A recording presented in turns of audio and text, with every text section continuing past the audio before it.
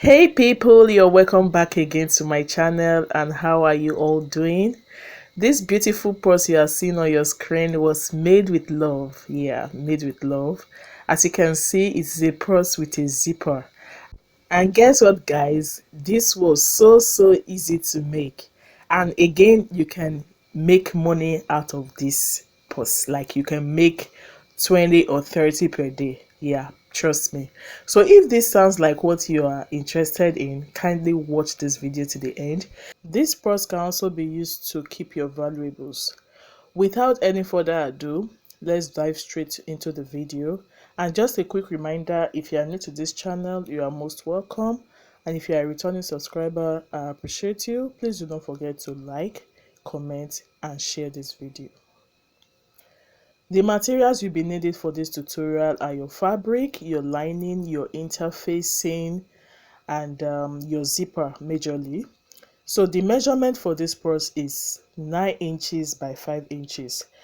I'll be using the same measurement for the lining and the interfacing. So as I said before, 9 inches by 5 inches. First things first, I will be attaching my interfacing on my fabric.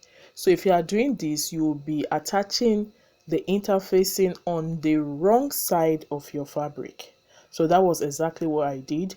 When doing this, you need a hot iron, so that way it's gonna stay. So this is how it should look after attaching your interfacing to your fabric. If you have any excess interfacing, you can go ahead to trim it out.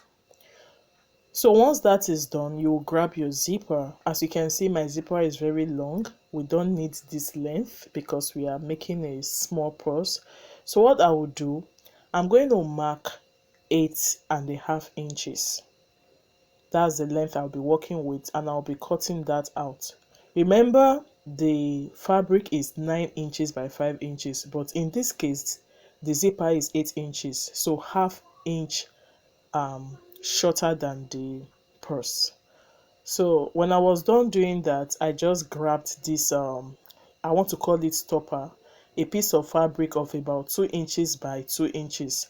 So I cut out two pieces. I'm going to use the stopper to stop the two ends of the zipper. Hope that makes sense.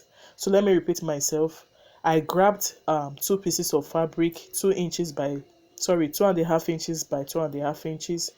Then I made it in form of bias, like folding in the raw ends, okay, then ironing it, so that way it's just going to cover the raw edges of the zipper. That was what I did. Then I trimmed out the excess, so that one will be set aside.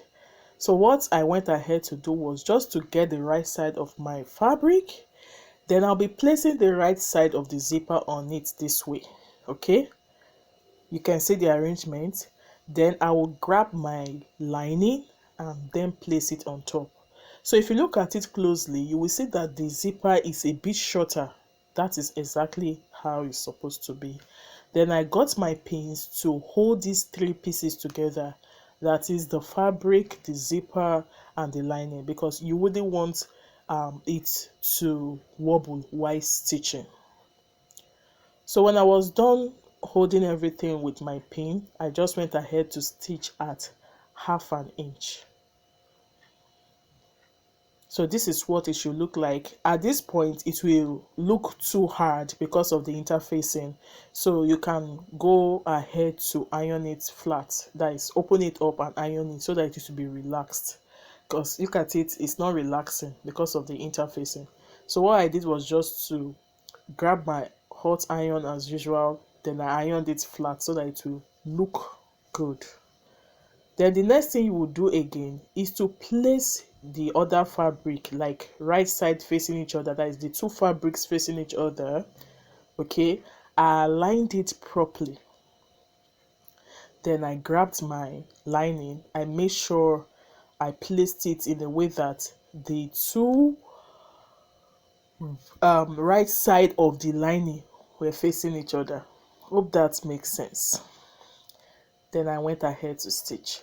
While stitching, you need to be careful of the zipper head. So I stitched a little I moved the zipper to one side, then I continued to stitch. That way your stitching will be neat. So this is how you should look after stitching. So I went ahead to iron it flat. Just watch the way I spread it out. Okay, fabric and lining on one side and fabric and lining on the other side, such that the zipper is at the middle. When I was done doing this, I just opened the zipper a bit. Please take note of that. I opened the zipper, like I put the zipper head to the middle. Very, very important.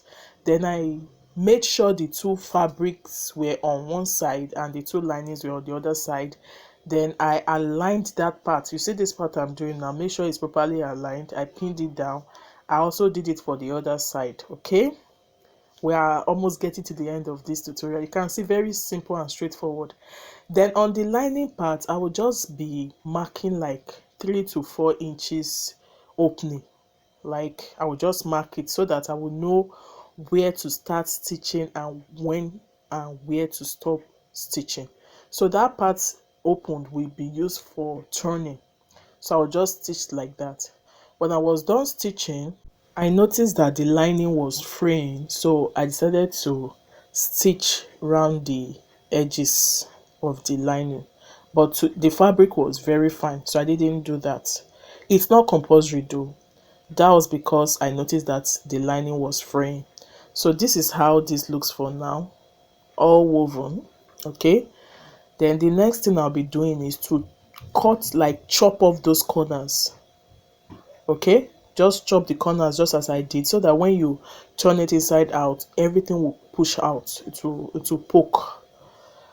Then from that zipper, you know that zipper I opened halfway, I just flipped it to the right side. Very simple.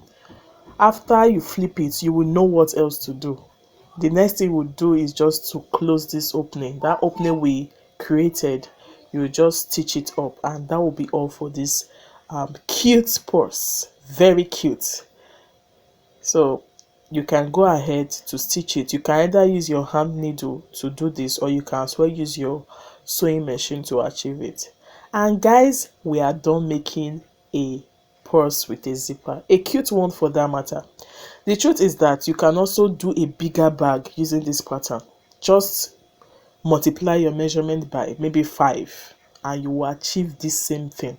In fact, you can introduce your straps, and that is it, guys. So what do you think about this purse? Is this something you would like to try? For me, I love the purse. It's very firm, you know. I can keep my pencil, my cards, you know. It's just too cute. I can put my makeup things too if I so wish. Look at how the inside is looking, neatly sewn. Okay, so let me know what you think, and if you found this video very helpful, don't forget to give it a thumbs up. And if you are just seeing this channel for the first time, please do me well to subscribe, like, comment, and share my videos. See you all in my next tutorial. Bye.